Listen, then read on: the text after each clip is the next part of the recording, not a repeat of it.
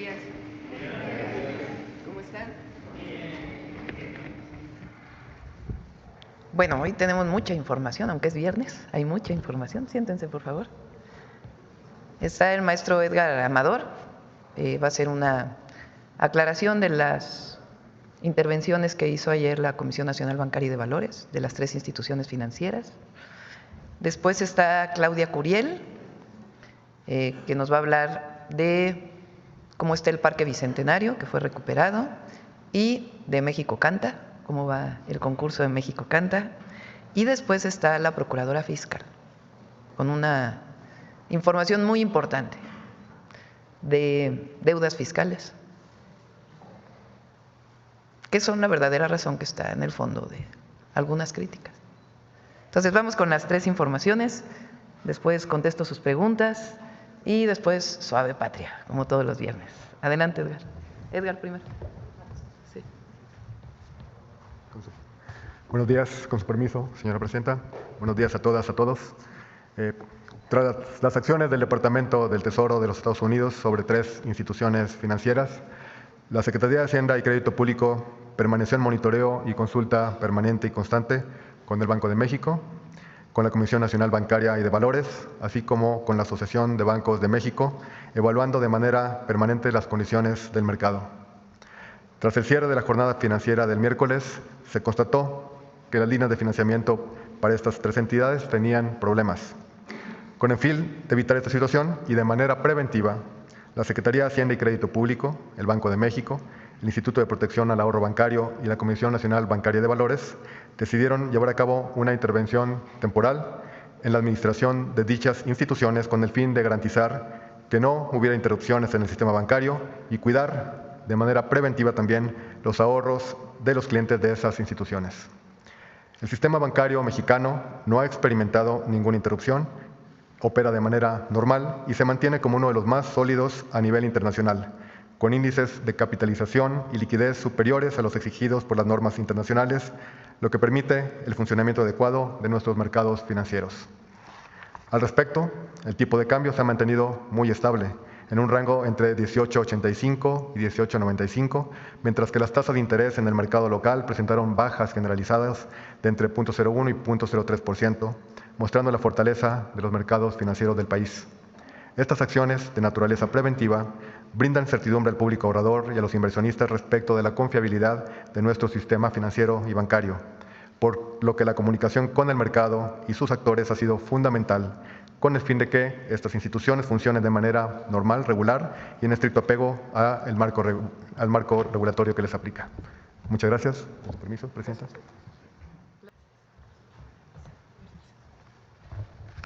Buenos días a todas y a todos. Gracias. Pues, en efecto, hoy queremos informar una situación de profunda relevancia para México. Tenemos que hacer esta evidencia de un grupo empresarial que actualmente se encuentra con temas, como muchos, en la Suprema Corte de Justicia de la Nación, pero que han sido temas pues bastante complejos. Por favor, siguiente, si son tan amables. Es muy importante comentarles que este grupo empresarial tiene 32 juicios con más de 74,000 millones de pesos en litigio. Ahorita vamos a analizar cuántos años tiene litigando estos 74,000 millones, porque se han ido acumulando. Son casos que se tienen en todas las instancias del Poder Judicial, desde la Suprema Corte de Justicia, los tribunales colegiados, los juzgados de distrito y también en los tribunales administrativos, el Tribunal Federal de Justicia Administrativa. Siguiente, por favor. Tenemos el desglose específico. Tenemos 3 juicios en la Suprema Corte de Justicia, que solo en ellos tenemos contenidos más de 26,000 millones de pesos.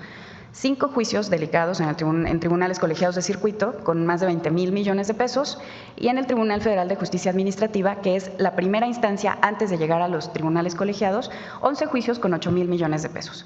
Otras instancias ventilándose en el sistema de administración tributaria con 13 instancias o 13 juicios son 20,000 millones de pesos, que suman estos 74,000. Siguiente, por favor. Vamos a platicarles de estos 3 juicios en la Suprema Corte. Solo los 3, ya habíamos mencionado, son 26,000 millones de pesos y representan la tercera parte de la deuda total de este grupo. Y la última ronda, porque hemos tenido varias oportunidades en la Suprema Corte, ahora vamos a ver por qué, tenemos ya en esta última ronda más de un año de antigüedad de litigio con estos temas. Por favor, siguiente.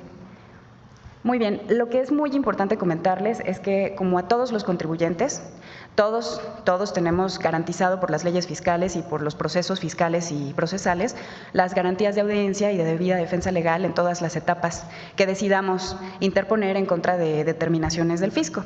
Entonces, en las etapas de auditoría tengan la certeza, tanto de los recursos administrativos y de juicio de nulidad, que estas leyes fiscales siempre nos protegen a todos los contribuyentes, ya seamos grandes o de pie, siempre van a garantizar la oportunidad de aportar pruebas y exponer nuestros argumentos de defensa. Y así ha sido, este grupo no ha sido sujeto de excepción. Y de igual forma, en los amparos y ante la Suprema Corte de Justicia, se cuenta siempre con la oportunidad de argumentar la defensa necesaria. Siguiente, por favor. Ahora, vamos a el año en que debió de haberse pagado de inicio este cúmulo de impuestos. Tenemos el más antiguo en Suprema Corte, el ejercicio en que debió de haber pagado es en el 2008, así que hace 16 años que se presenta un incumplimiento. ¿Cuántos juicios y cuántos recursos se han interpuesto para evitar el pago de estas cantidades? 22. Lo que debió de haber pagado en 2010 se ha retrasado por 14 años, utilizando 10 juicios e instancias diversas. Y en 2013, de igual forma, 11 años de retraso, con 29 juicios y diversos recursos. Ha ido aumentando la fuerza del litigio y la fuerza del uso en exceso de las instancias con que cuentan. Siguiente, por favor. En esta línea de tiempo vamos a observar solamente el primer juicio o el primer asunto. El impuesto debió de haberse pagado en se generó en 2008, así que en 2009 debió de haberse pagado el cúmulo de contribuciones.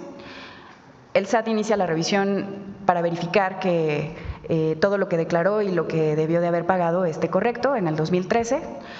En el 2016, porque son auditorías muy complejas, es un grupo empresarial grande y complejo, termina esta auditoría y el SAT determina que sí hay una omisión de impuestos. Y en ese tiempo de 3 años, de cualquier forma, este grupo pudo aportarle al SAT absolutamente todas las pruebas necesarias para comprobar que no había omitido impuestos o que había pagado o que había comprobado o que había hecho todo lo necesario para cumplir con el fisco. No fue así y entonces en el 2016 dice el SAT, me debes. Revocación y juicio fiscal, nos fuimos a otros 4 años de litigio porque evidentemente son cantidades fuertes y no estaban dispuestos a cumplirlas. Después nos fuimos de 2021 a 2023 en otros 2 años de juicio. En la Suprema Corte de Justicia hubo 3 solicitudes de ejercicio de facultad de atracción por parte de este grupo para que los ministros intervinieran y de alguna manera le quitaran los asuntos a los tribunales colegiados para que no pudieran resolver. 3 veces regresaron a los tribunales colegiados. Nos fuimos de nueva cuenta a los tribunales colegiados, un año complicado de litigio, pero ya había muchos antecedentes fáciles para los tribunales colegiados para que pudieran resolver con la guía de la Corte.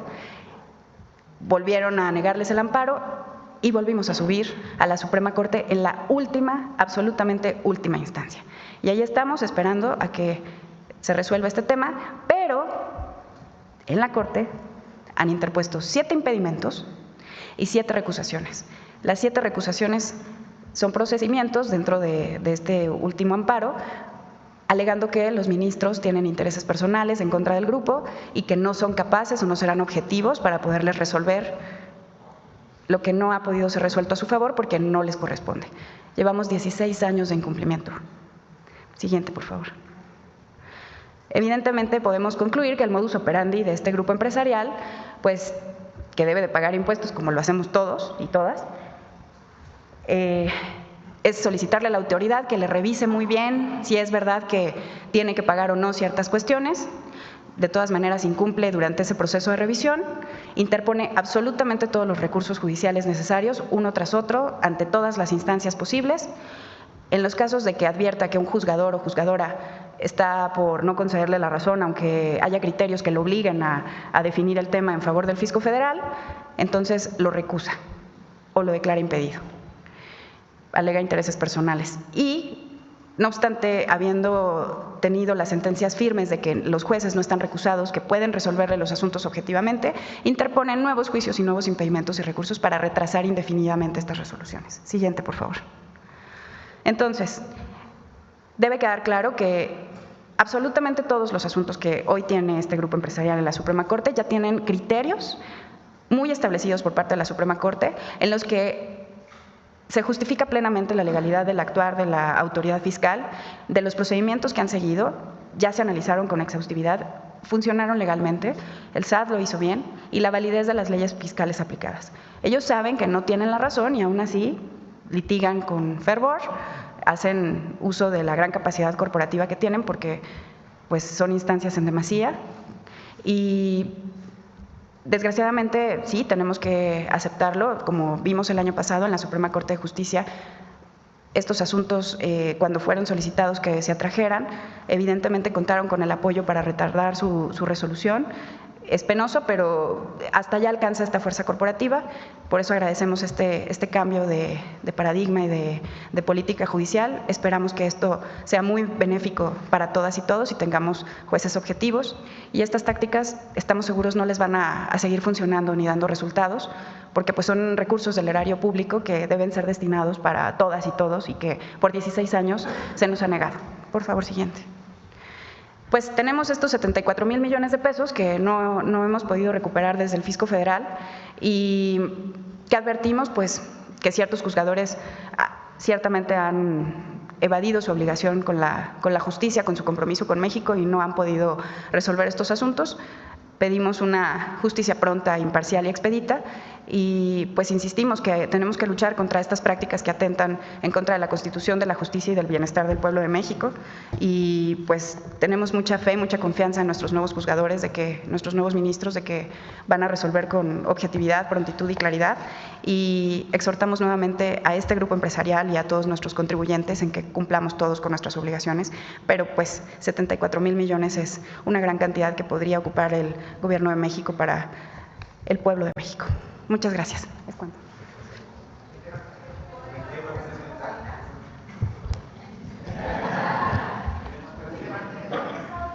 Sobre el tema. ¿Perdón? ¿En qué etapa están los juicios, Procuradora Fiscal?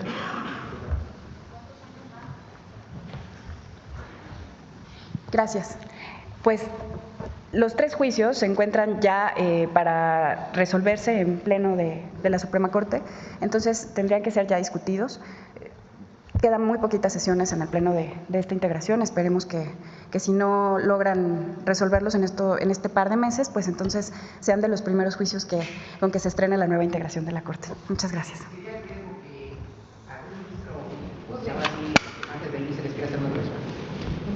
Sí, es que sí. Este es el fondo de por qué están en contra de la elección al Poder Judicial. ¿Por qué tanta motivación, tanta crítica, tanto enojo en contra de la elección al Poder Judicial? Pues porque tenían vínculos con muchos ministros y ministras que permitían pues aletargamiento en la decisión o una decisión que pudiera ser favorable a este grupo, que sería ahora sí que la injusticia llevada a la máxima expresión. Entonces es importante que toda la gente sepa que esta andanada que se ha hecho de críticas contra la elección al Poder Judicial, que provienen en mucho de medios de comunicación, en particular de uno, pues tiene que ver con que no quieren pagar impuestos y quieren que continúe pues este régimen de corrupción y privilegios que los protegía. Entonces hay que hacer esto público porque le queda a esta Corte hasta el 1 de septiembre. El 1 de septiembre entran los nuevos ministros y ministras de la Corte. Entonces, inclusive imagínense, no son juicios que vengan ni del gobierno del presidente López Obrador, ni de nuestro gobierno, sino impuestos que no se han pagado desde hace 16 años. Y que prefirieron tener una cantidad de abogados y vínculos corruptos con jueces, con magistrados, con ministros, que les han evitado pagar impuestos. Pero van a pagar los impuestos.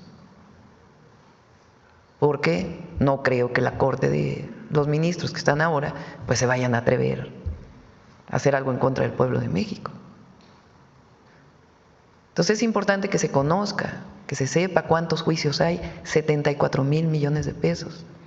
Y el fondo de la crítica al Poder Judicial o a nuestro gobierno, porque todos los días es una retahíla tremenda contra nosotros.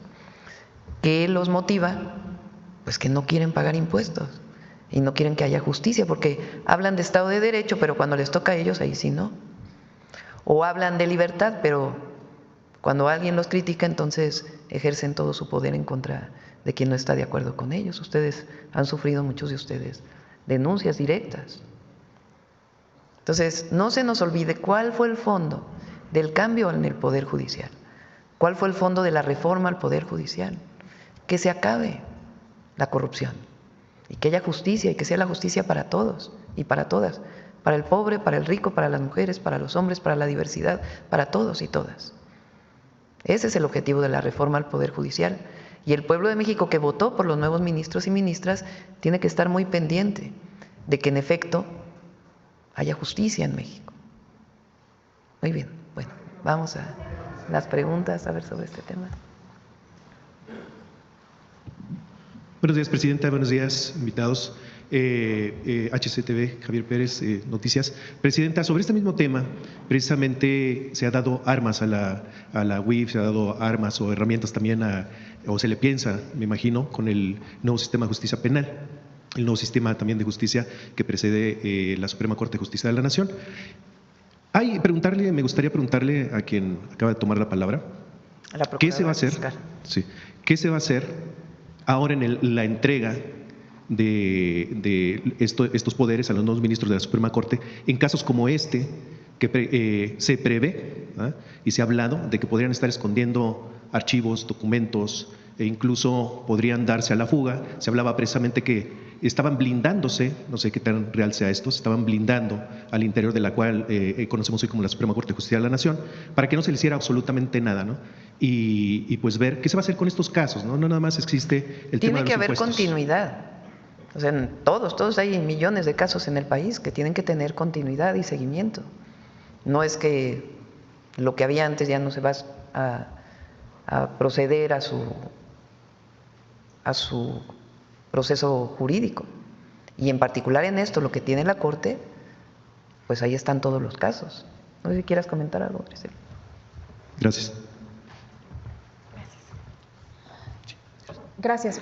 Sí, en efecto, confirmando lo que indica nuestra presidenta, los asuntos no pueden ser abandonados, tienen que ser retomados por toda la integración de la Corte, todo va a ser resuelto en pleno, así que va a ser más transparente, y los ministros que están dejando los cargos tienen que hacer una entrega detallada y exhaustiva de cada uno de los asuntos que está dejando a cargo del pleno de la Corte y se va a hacer una distribución equitativa.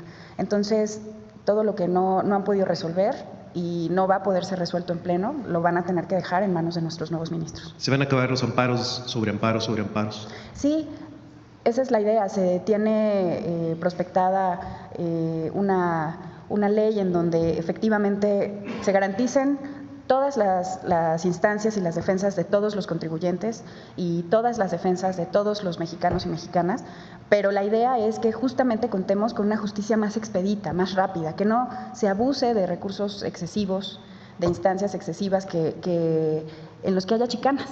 Esa es la palabra, hay que evitar a toda costa la chicana y la tranza judicial, ¿no? En realidad hay que eliminar todas las oportunidades que los abogados malamente ocupamos para que de alguna manera los jueces no se vean impedidos para poder hacer justicia y nos puedan resolver con mucha rapidez los asuntos. Eso es lo que todas y todos necesitamos en todas las materias. ¿Qué pasará de encontrarse malversaciones o chicanadas en la entrega?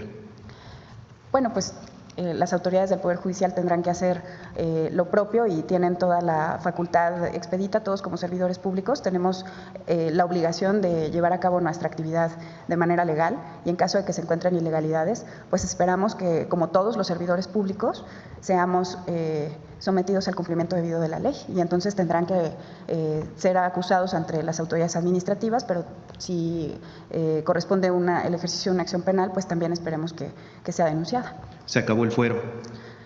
Se acaba el fuero. Se acaba el fuero. Muchas gracias. Con su permiso. Presidente, como segunda pregunta… Tiene que venir un cambio en la ley de amparo, la ley de procedimientos penales. Son 4 leyes que tienen que modificarse para disminuir los tiempos. Eso dice la reforma constitucional. No solamente es cómo se elige a los juzgadores o a las juzgadoras, sino también disminuir los tiempos para que haya justicia expedita, defendiendo el derecho de amparo, que es algo muy importante de la legislación mexicana que defiende al ciudadano.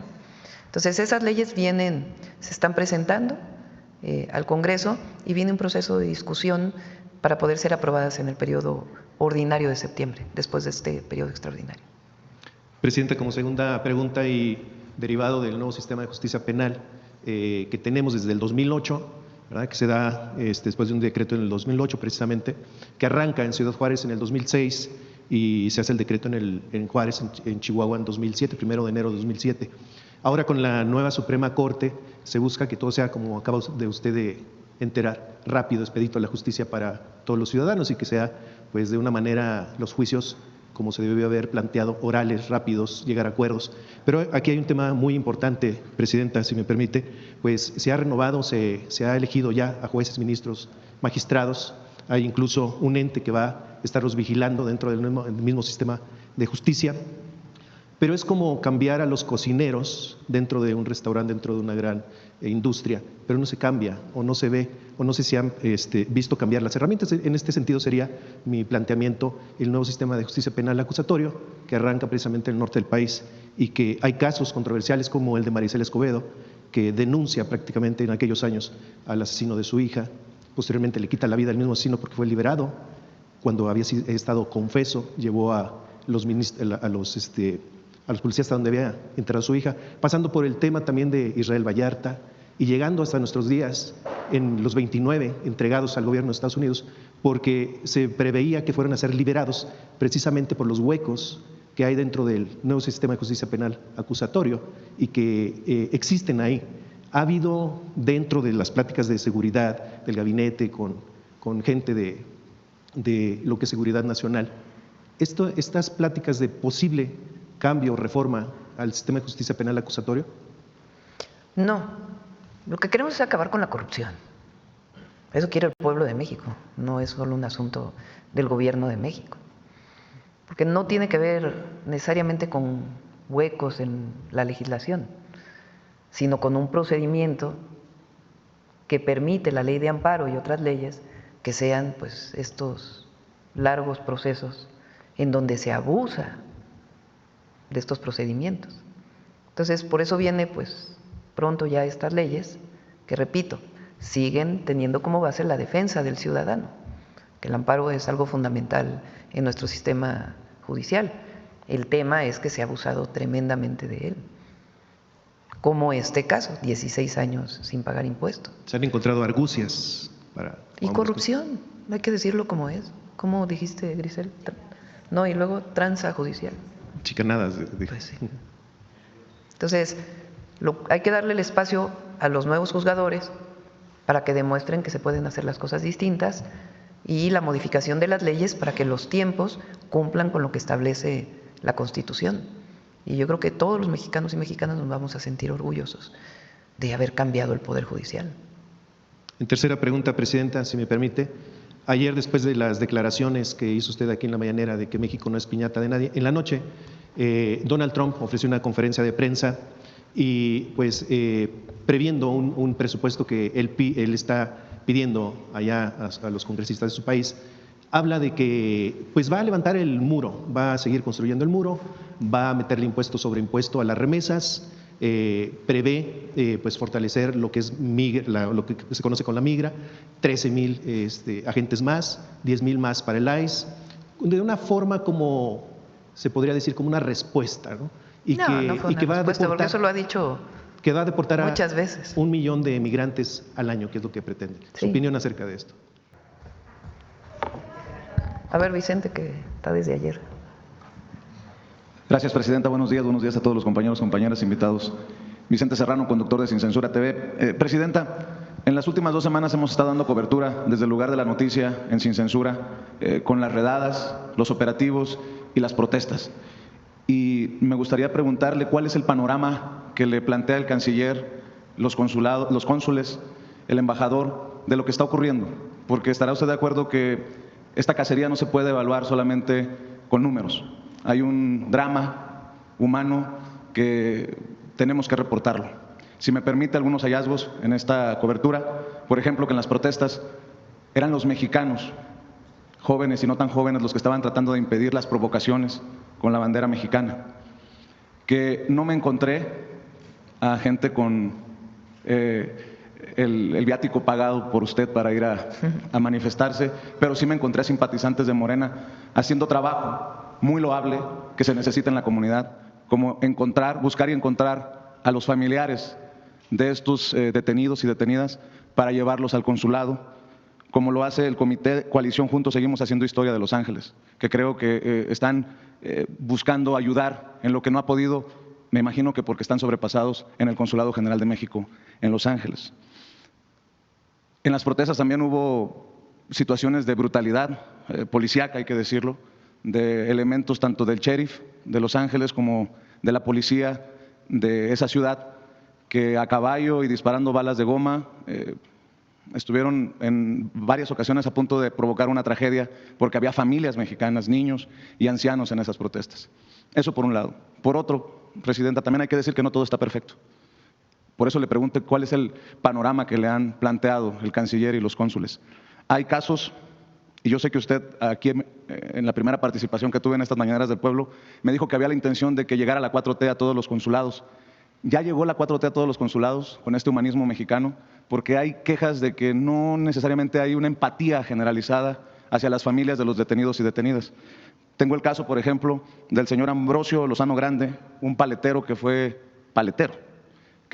levantado por estos agentes de inmigración y dejaron su carrito de paletas frente a una iglesia y les ha costado a la familia encontrarlo primero y saber cuáles son sus condiciones. Y no encontraron una gran empatía que digamos en los trabajadores del Departamento de Protección del Consulado de Los Ángeles, California. O el caso que esta semana también planteaba en Sin Censura de la señora Florencia Hernández San Germán, que en San Bernardino estaba vendiendo naranjas y se la llevaron y tenía 9 o 10 días, espero que ya se haya corregido esta situación, y no había recibido apoyo consular, no habían ido a entrevistarla por parte de los funcionarios del consulado en San Bernardino. Y se lo digo con el afán de contribuir, Presidenta, que se le cumpla de mejor manera a esta comunidad que a nosotros nos da de comer y que también ayuda a la grandeza de México y obviamente de Estados Unidos. En ese sentido, para escuchar sus reflexiones y sus opiniones, sus comentarios, Presidenta, tenemos conocimiento de casos de violación de derechos humanos. Creo que ya hay suficiente tiempo para ir analizando esta situación. Tengo entendido que no tienen la mejor alimentación, que no tienen las mejores condiciones, ya que están en los centros de detención, ni siquiera para dormir, que están pasando frío y que hay una situación de no localización de estos paisanos y paisanas de inmediato. ¿Por qué? Porque a pesar de que me dijo el cónsul de Los Ángeles, Carlos González Gutiérrez, que no tenía denuncias sobre estos enmascarados que llegan en autos sin logotipos y que parecieran estar secuestrando a estos paisanos y paisanas, pues yo le pregunto a usted, ¿ya le informaron de quiénes son? ¿Son verdaderamente agentes de la migra? ¿Son cazarrecompensas, como se ha estado mencionando por parte de la comunidad? Porque si no le ha llegado la denuncia al cónsul, creo que se debería de abrir una investigación de oficio, porque está por todos lados esta denuncia, Presidenta, y ese temor que tiene a mexicanos y a mexicanas escondidos en sus casas, como las dos hijas de don Jorge, un taquero, hoy mariachi, de Michoacán, que me fue a saludar y me dijo, mis 2 hijas no pudieron ir a la graduación de sus hijos, tuvimos que ir los abuelos, cerraron sus negocios y no salen ni para el supermercado, nosotros les tenemos que llevar las cosas. Perdón por haberme extendido, Presidenta, pero este es el claro ejemplo de que no podemos evaluar la situación en blanco y negro. Hay muchas cosas que se tienen que tomar en cuenta. Y aparte, los 2 casos que le planteaba, la señora Florencia tiene un hijo con autismo, que está sin su madre y sin saber qué hacer. A pesar de que hay organizaciones como la de Local Hearts Foundation, que dirige un mexicano estadounidense de padres de Guadalajara, que le ha ayudado con la renta, insisto, porque creo que están sobrepasados en los consulados con estos casos, pues no saben qué hacer. ¿Cómo se les puede dar claridad en esta incertidumbre, en esta cacería que solamente les mete miedo a los paisanos, Presidenta? Sí, primero siempre nuestra solidaridad, nuestro apoyo y todo lo que esté en nuestras manos vamos a hacer para proteger a nuestros hermanos migrantes. Los consulados tienen una instrucción y es apoyar, hacer todo lo que esté en sus manos para apoyar y proteger a los migrantes. Se generaron nuevas instrucciones desde que entramos al gobierno. Hablé con cada cónsul. Ellos tienen la obligación de hacer una audiencia pública a la semana para escuchar y saber lo que está ocurriendo, para poder tomar medidas. Se mejoraron todos los procedimientos porque era una burocracia tremenda para poder sacar un acta de nacimiento. Entonces está en ese proceso. No todos los consulados han avanzado, por eso tomamos la decisión de enviar nuevos cónsules. Algunos de ellos no vienen del movimiento del que pertenecemos, pero es gente que fue evaluada, cumple y va a estar evaluación una vez que llegue a los nuevos consulados. Se aumentó el presupuesto. Hay una idea del PAN que ha estado diciendo, particularmente Anaya, de que se redujo a la mitad del presupuesto de los consulados. Esto es falso. Los consulados tienen dos fuentes de financiamiento, una directa del presupuesto público y otra de los propios recursos que ellos generan. Y estos recursos se integran completamente para los consulados y el recurso que requieran para proteger a los mexicanos y mexicanas allá lo van a tener. Es decir, no es un problema de presupuesto.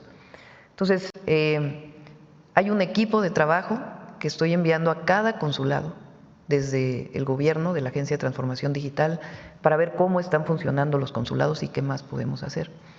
Y sobre todo lo que hemos pedido es que se vinculen con estas redes de apoyo que tienen nuestros hermanos migrantes, que tienen muchísimos años y que eso nos va a permitir pues tener mucho mayor conocimiento. ¿Qué otra instrucción tienen? Tienen que ir por lo menos una vez al día a cada centro de detención de ICE o de CBP para poder saber cuántos mexicanos hay, en qué circunstancias están, darles la línea telefónica de apoyo para que puedan comunicarse con sus familiares. Entonces está todo este procedimiento en puerta, le doy seguimiento incluso cada 15 días, si es necesario, pues le puedo dar seguimiento diario, pero está toda la voluntad y tenemos que ir quitando toda esa burocracia que quedó del servicio exterior mexicano, en donde los consulados supuestamente pues eran para tener relación con la ciudad, con el Estado, y no su función principal, que es proteger a nuestros hermanos migrantes. Entonces, en ese proceso estamos y cualquier denuncia, cualquier problema que haya, por supuesto lo atendemos. Esa es nuestra obligación y lo vamos a seguir haciendo. ¿Sabe de estos cazarrecompensas? ¿Qué le han informado? No tenemos información, pero informamos. Quiero decir que el número de personas deportadas desde que empezó este último proceso del gobierno de los Estados Unidos a la fecha son 252, ¿es así? 252. ¿Quién? Sí, 252. Que tienen que entrar a México, evidentemente, y al entrar a México pues son registrados por migración. O vienen en avión o vienen directamente desde la frontera norte. Siguen todos los centros de atención en la frontera norte. Se reforzó el centro de atención de Tapachula, de Villahermosa y del Aeropuerto Internacional Felipe Ángeles para recibirlos en caso de ser deportados y que tengan todo el apoyo del gobierno.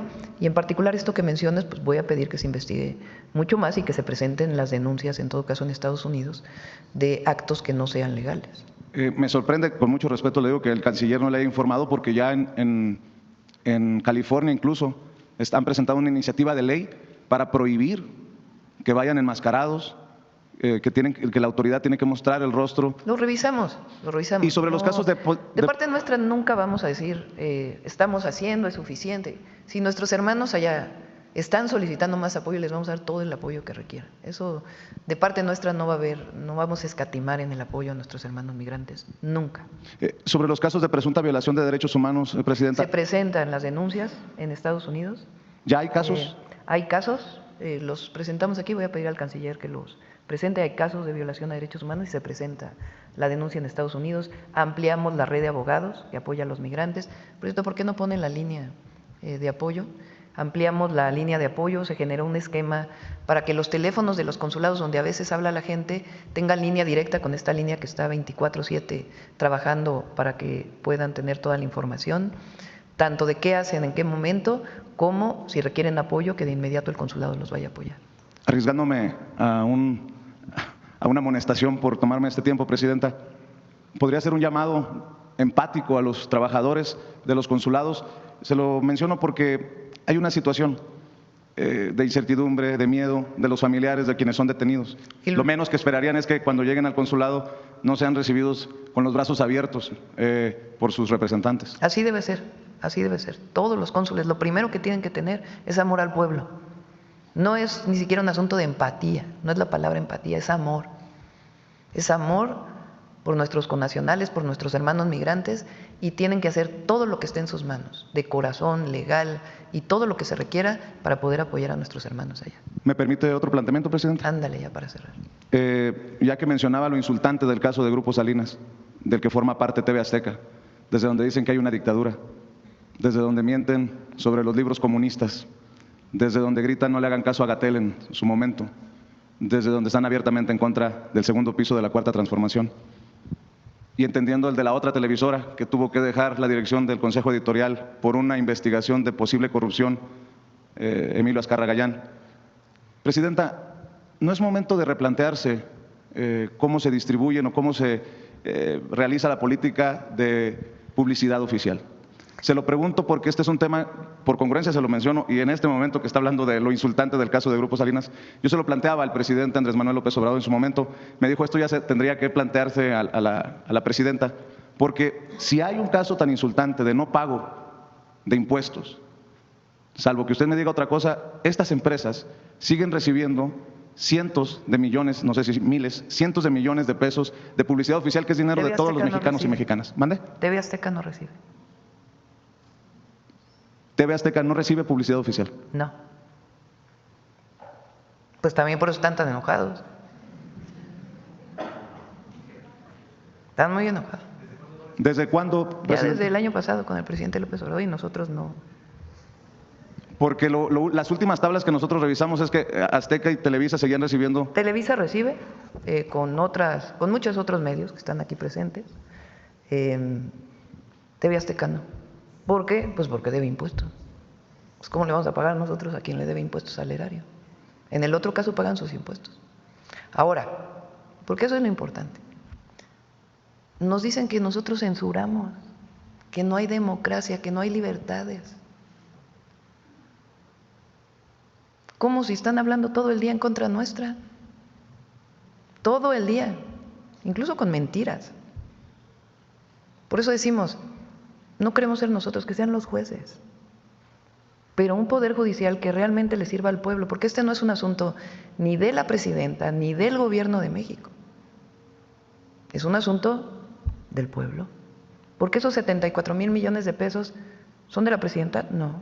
¿Son del gobierno de México? No. Son del pueblo de México. Son del pueblo de México. Y para cerrar, presidenta, ¿qué opina de la cárcel para migrantes que se está construyendo en Florida, que le llaman la Alcatraz de los Caimanes, que me parece de la crueldad más absurda, para albergar a por lo menos 5,000 inmigrantes rodeados de caimanes como los tiburones en Alcatraz? Y el hecho que reporta Jesús García en el periódico La Opinión de que estarían enviando a la cárcel a estos inmigrantes detenidos, a la misma cárcel en donde se encuentran presuntos criminales de alto rango como Caro Quintero, el Mayo Zambada y los pandilleros de la Mara Salvatrucha. ¿Cuál es su posicionamiento, presidenta? Muchas gracias por permitirme decirle todo esto. Hay que recordarlo siempre, porque las palabras del presidente Trump cuando firmó el tratado comercial. Y hay que recordárselos también a todos los estadounidenses, que siempre dijo: los mexicanos son gente trabajadora, que viven aquí, que hacen crecer la economía de Estados Unidos. Los inmigrantes no son criminales.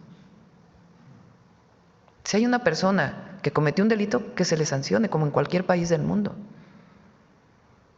Pero hacen funcionar la economía de Estados Unidos. Si Estados Unidos no los necesitara, pues no estarían trabajando ahí. Ya incluso reconocieron que los campos, pues se va a caer la producción, en las fábricas se va a caer la producción, en los servicios se va a caer el servicio. Porque además no es un asunto de mexicanos contra estadounidenses, eso no debemos permitirlo. No debemos permitirlo. Es un asunto de reconocimiento del trabajo de las y los, allá les llaman hispanos, latinos, muchos de ellos mexicanos. Pero no solo nos toca defender a los mexicanos, sino a todos esos migrantes que van a buscar una vida mejor, en particular los mexicanos que apoyan a sus familias y que hacen funcionar la economía de Estados Unidos y que pagan impuestos. Eso hay que decirlo, porque también a veces No se conoce todo esto. Por eso aquí damos los datos de lo que significa el trabajo de los mexicanos y mexicanas allá.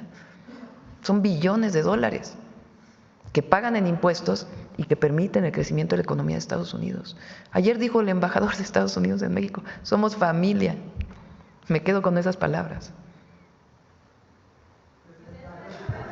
Allá dicen que, ¿cómo? Vamos allá porque dice que quiere derecho de réplica y luego vamos acá que no habías venido porque mañana es el Día de la Diversidad. Ajá. ¿Cómo está, Presidenta? Muy buenos días. Buenos Agustín días. Rodríguez, de Televisión Azteca. Yo quisiera preguntarle si de verdad podemos pensar que puede haber imparcialidad cuando se discuta este caso del grupo empresarial que usted menciona en la nueva Suprema Corte de Justicia de la Nación, si desde aquí, desde este mismo atril, todos los días se está dando línea en un sentido o en otro. No, Primero, esa sería nosotros mi no primera damos línea, decimos pregunta. la verdad, que es muy distinto. A nosotros nos caracteriza algo. Nosotros no mentimos, no robamos y nunca vamos a traicionar al pueblo de México. Nosotros decimos la verdad. Esa es la verdad. Y lo que queremos es que la nueva Corte y el nuevo Poder Judicial establezca un verdadero Estado de Derecho en nuestro país. No queremos que le haga caso a la presidenta. Queremos que establezca un Estado de Derecho y que un grupo empresarial que lleva 16 años litigando para no pagar impuestos, que pague sus impuestos en el marco de un Estado de Derecho. Eso es. Y que los jueces no liberen a delincuentes y que no se permita el lavado de dinero y que los delitos de cuello blanco también sean juzgados y que no porque alguien tenga dinero compra jueces y no pase la justicia. Ahora sí, a construir un verdadero Estado de Derecho, no lo que existe con un poder judicial que está capturado por muchos intereses. Presidenta, pero ¿sería posible que de verdad hubiera garantías cuando se ha dicho que la Suprema Corte de Justicia que viene a partir de A ver, yo septiembre, te pregunto al revés, ¿ahora hay garantías? pues creo que se ha estado llevando todo de acuerdo a derecho, ¿no? O sea, ahora sí hay garantías. ¿El Poder Judicial hoy es una garantía de la justicia? Pues claro que no. Entonces eso quiere decir que Hay cuando juzgadores suceda- honestos, porque también hay que reconocerlo. Hay juzgadores, hay jueces honestos que cumplen con su función en todos los sentidos. Pero hay un sistema que se fue construyendo que está basado en grupos de interés y en esquemas de corrupción. Y la única manera de sanearlo es que votara el pueblo de México. Y hay que darle una oportunidad a este nuevo Poder Judicial. No sé si han oído las entrevistas del presidente del nuevo Poder Judicial. Él no dice le voy a hacer caso a la presidenta no, jamás lo ha dicho. Y miren que conozco al nuevo presidente, pero no es alguien que haya yo recomendado nada. Pero Él fue y se inscribió. Y lo que buscamos es que la nueva Corte sea un guardián de la justicia, un verdadero guardián de la justicia, para ricos, para pobres, para pueblos indígenas, para personas extranjeras, para todos, en el marco de nuestras leyes. Eso se llama Estado de Derecho. El presidente le llamaba Estado de chueco lo que existía. Entonces queremos construir un Estado de Derecho. Ahora, ¿qué tenemos nosotros frente a una retahíla de críticas mentirosas contra nosotros? Que se burlas, uso de inteligencia artificial, entre muchas otras cosas, para burlarse de nosotros. Pero no solo de lo que decimos o de lo que pensamos, sino de nuestro físico,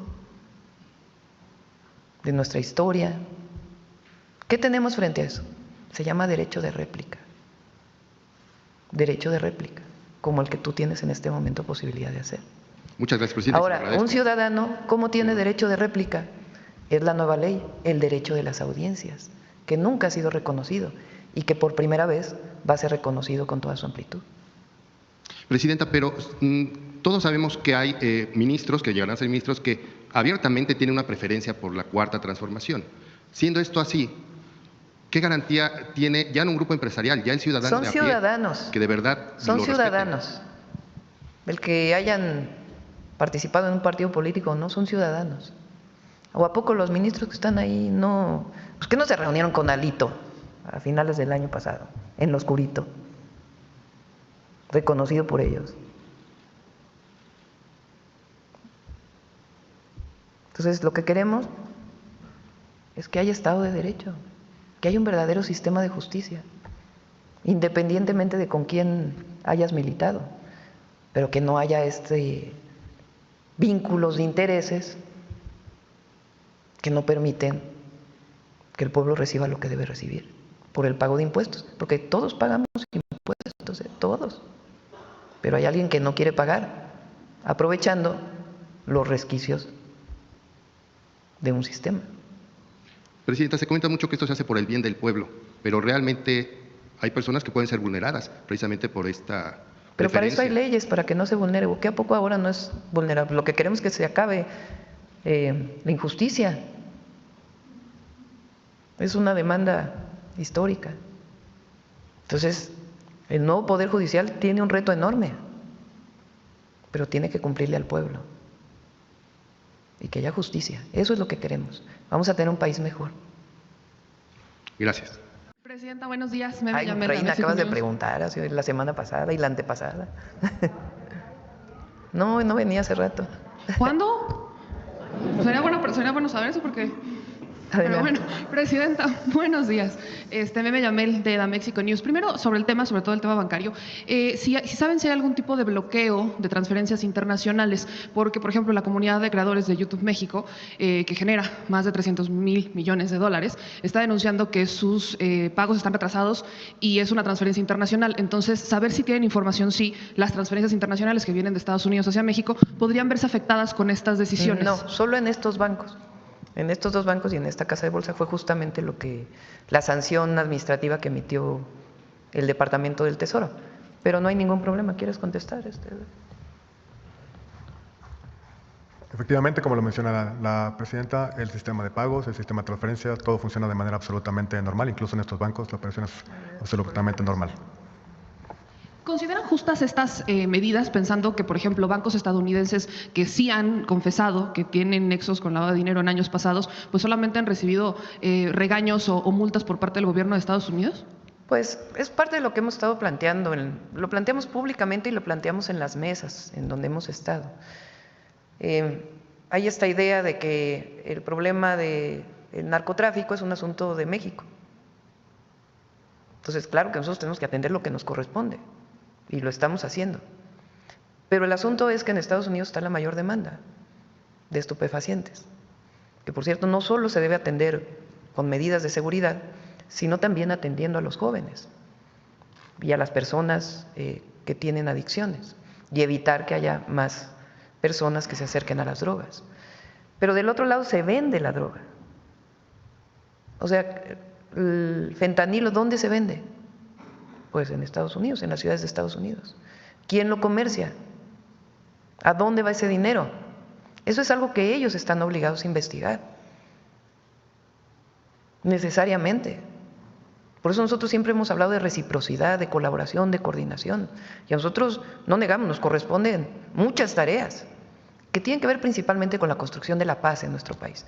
Por eso nosotros hablamos tanto en el área de investigación e inteligencia de generadores de violencia, cómo evitar la violencia desde el lado de atención a las causas. Pero del otro lado también tienen la obligación de investigar y también tienen la obligación de parar la cantidad de armas que pasan de Estados Unidos a México. Eso se los hemos dicho en todas las mesas. Entonces, este es un asunto recíproco. No solamente es que el Departamento del Tesoro investigue a bancos en México, sino qué pasa allá, qué pasa en los Estados Unidos. Y ellos están obligados a investigar. Incluso nuestras leyes de la UIF son más estrictas que las del FinCEN. Y ahora todavía más estrictas para tener herramientas contra el lavado de dinero, que es justamente la ley que está en este momento en el Congreso. Sobre eso, ¿Estados Unidos les ha informado algo sobre las investigaciones? Porque desde México se informa, tenemos la mesa cada 15 días información sobre decomisos, detenciones, de generadores de violencia, etcétera. Pero ¿Estados Unidos ha cumplido con esa parte de informar lo que ellos están haciendo? Algunas cosas las informan y otras no. Pues como lo dije ayer, que no hubo… ¿Por qué México hizo su propia investigación? Porque con lo que nos enviaron pues no era suficiente para poder hacer sanciones aquí. Y no fue suficiente. Presidenta, sobre el tema de este adeudo fiscal, solo quizás para dimensionarlo, estos 74,000, estos millones, ¿qué política pública representarían o en qué podrían quizás invertirse, entendiendo que es recurso del pueblo de México? A ver, les voy a dar algunos ejemplos. Un hospital en El hospital Orán, que se construyó, que está por inaugurarse allá en Mérida, tuvo un costo de 3,000 millones de pesos. Estamos hablando de 74,000 millones de pesos. Más que el presupuesto del propio estado de Yucatán en un año. Un cablebús tiene un costo de 3,500 millones de pesos. Todo el programa de apoyo a mujeres de 60 a 64 años tiene una erogación anual de 54,000 millones de pesos. El apoyo que damos a madres trabajadoras, el presupuesto es de 4,000 millones de pesos. Lo que vamos a destinar para la beca, bueno, es más de la beca que estamos destinando para todos los niños de secundaria. Esos son 74,000 millones de pesos. Es mucho más del presupuesto anual, yo creo que de 25 estados de la República. ¿Hay casos similares a este o ese es quizás el más emblemático? Hay otros casos, pero este caso es el que son este uso excesivo que permite el Poder Judicial para no pagar impuestos. ¿Podría el nuevo Tribunal de Disciplina Judicial investigar a jueces que pudieran haber de manera poco honesta y obviamente sí puede. investigarlos? Sí puede. Y solo por último, Presidenta, sobre todo con la reforma que se están o las reformas que están planteando, se habla, y pese a que aquí ya se ha aclarado y se ha explicado sobre las reformas en materia de seguridad, el senador Ricardo Anaya dice que con solo teclear la CURP el gobierno puede saber ahora ya todo de ti, que Morena está buscando aprobar una reforma que permitiría saber en tiempo real qué compras, en qué hotel te hospedas y hasta tu historial médico. ¿Cuál es la narrativa que encuentran detrás de esto? Es falso. Pues están buscando mentiras para querer justificar esta idea de que nosotros somos ahora un gobierno que no solo censura, sino que persigue a las personas y que quiere saber todo. ¿En qué consiste la nueva ley del Sistema Nacional de Inteligencia e Investigación? Y además hay mucha hipocresía también, ¿no? Porque ellos investigaban a los que éramos opositores al gobierno desde el Centro Nacional de Inteligencia, antes CISEN, cosa que nosotros no hacemos. Entonces hay mucha hipocresía en esto. ¿Qué buscamos con este sistema? Hacer una carpeta de investigación para atender un homicidio requiere información, o cuando hay un homicidio requiere información. Información que tiene que ver con la escena del crimen, pero si, por ejemplo, hay una huella digital, ¿con qué se compara para saber quién es? Entonces, no quiere decir que de todo el país vamos a tener huellas digitales, bla, bla, pero sí que por lo menos tengas un solo sistema de huellas digitales en todo el país, que te permita pues llegar más pronto a la persona que pudo haber cometido un delito. Cuando hay la desaparición de una persona, que se emite de inmediato una alerta, ¿cómo puedes tener suficiente información para poder actuar rápidamente? Entonces, se le dan instrumentos para que en el caso de investigación de presuntos delitos, pues pueda haber un sistema de información que permita hacer más expedita la persecución del delito. Pero no tiene nada que ver con intervenir una conversación telefónica. Para intervenir una conversación telefónica relacionada con un presunto delito, tiene que venir una orden de un juez. Eso ha sido siempre y eso se mantiene, eso no cambia. Sencillamente es tener un sistema de información que hoy está disperso en todos lados, que permita pues que sea más expedita la persecución del delito, pero además de los delitos de alto impacto. Estamos hablando de homicidios, estamos hablando de robo con violencia. Entonces lo que queremos es bajar el delito y para eso pues estamos dotando de legalmente, porque antes también se hacían muchas cosas ilegales, legalmente de un sistema de información pues que permita tener información para poder hacer las carpetas de investigación. Pero no tiene nada que ver con investigar a las personas, saber dónde están, etcétera, etcétera, que por lo demás hoy hay muchas cosas que se hacen comercialmente. Como por ejemplo Pegasus, que olvidan el caso de Pegasus. O el caso de Pegasus.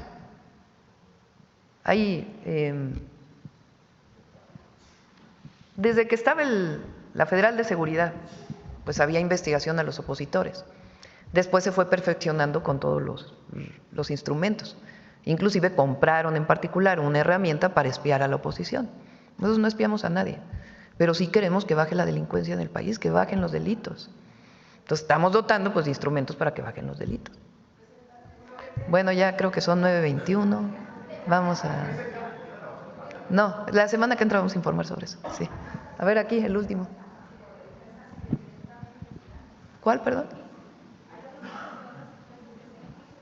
Uy, sí, hay muchos. Preguntamos, ¿como cuántos casos tiene el SAT ahí en litigio? Una vez que se resuelvan en los casos... Tiene que pagar. Tiene que pagar, pues es orden de un juez. ¿En cuánto tiempo se estima que se recupere la mayor parte de este adeudo? No, pues depende de la corte. Ya. ¿Y si no paga, se pueden incautar activos? Ya no es otra cosa. Vamos con la última pregunta. Presidenta, buenos días. Manuel Galeazzi Ramírez, de Sin Línea y El Político en las Redes. Retomando un poco el anuncio que nos dio la Secretaria de Cultura de que se va a reabrir el Parque Bicentenario, me gustaría indagar un poco si se está dando acompañamiento a las familias de los compañeros que tuvieron pues, el fallecimiento, cuál va a ser pues, la ayuda y el seguimiento a la investigación. Eso lo está llevando la Ciudad de México y con todo el apoyo que le podamos dar desde la Comisión de Víctimas. Pero lo lleva la Ciudad de México y lo está haciendo bien.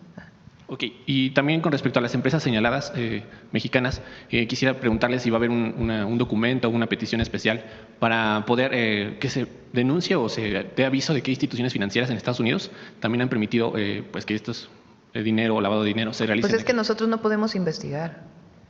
No, petición. Más que lo que venga de la UIF que tenga que ver con alguna institución financiera de allá. Pero nosotros investigamos en México. No, sí, le decía como si habría un documento o una petición para que se dé a conocer que hay instituciones financieras. Se lo comento porque hoy en medios… ¿Cómo? A ver, otra vez. Que se habría una petición especial de parte de su gobierno o la UIF o la Secretaría de Hacienda misma para que se den a conocer el nombre de instituciones financieras estadounidenses que están involucradas en esta trama. Porque le comento porque anualmente hay 100,000 millones de dólares que se estima, se trafican por lavado de dinero de parte de instituciones del crimen organizado en Estados Unidos. Por eso le pregunto, ¿va a haber alguna petición, algún documento que pudiera realizar Hacienda o la UIF? Se hace peticiones a partir de datos específicos, pero no sé si quieras comentar algo. Sí, existen protocolos de colaboración en materia de seguimiento de actividades financieras, como menciona la presidenta, en términos de operaciones en otros países, son las soberanías y las jurisdicciones correspondientes que tienen que llevar a cabo las investigaciones. Aquí la colaboración es muy fluida, existen protocolos muy claros de intercambio de información y colaboración, siempre en el marco del respeto a nuestra soberanía y a nuestras leyes. Y ya para terminar, presidenta, la oposición también le ha dado vuelo a que una de las casas de bolsa aquí señaladas está vinculada a Alfonso Romo. Quisiera preguntarle qué ve usted, qué percibe en este intento de equiparar que incluso este personaje cercano a la transformación pues tiene vínculos con García Luna, ¿no? Porque inclusive ayer Marco Cortés, expresidente del PAN, proponía crear una comisión en el órgano legislativo para investigar esto. ¿Qué opinaría al respecto? El tema es la información. Nosotros no vamos a proteger a nadie, nunca. Y vamos a actuar siempre en el marco de la ley. No es un asunto de si proteges a alguien, si hay impunidad. El asunto es qué información te envían para que tú puedas, desde el gobierno mexicano, desde la UIF, desde la Secretaría de Hacienda, o incluso frente a una demanda en la propia Fiscalía, una denuncia en la propia Fiscalía, con qué información cuentas para poder abrir una investigación. Entonces, en el momento que se recibió la información por parte del Departamento del Tesoro, lo que hizo la UIF y la propia Secretaría de Hacienda fue decirle, envía más información.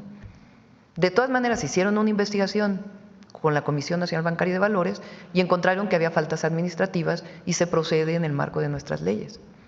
Pero el asunto es que no hay información que esté en la UIF o en la Fiscalía, o tendría que contestar el fiscal, o en algún área del Gobierno de México que pudiera verificar en efecto lo que están diciendo en esos documentos.